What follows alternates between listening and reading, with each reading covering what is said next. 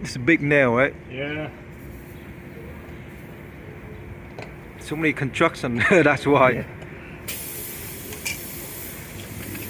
Dính cái đinh. Cái đinh cái này phải làm plug, đút cái plug vô.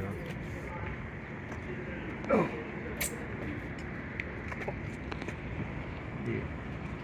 Just want to show my wife how we do it. All right. So you want to keep Do this. we need to cut? No.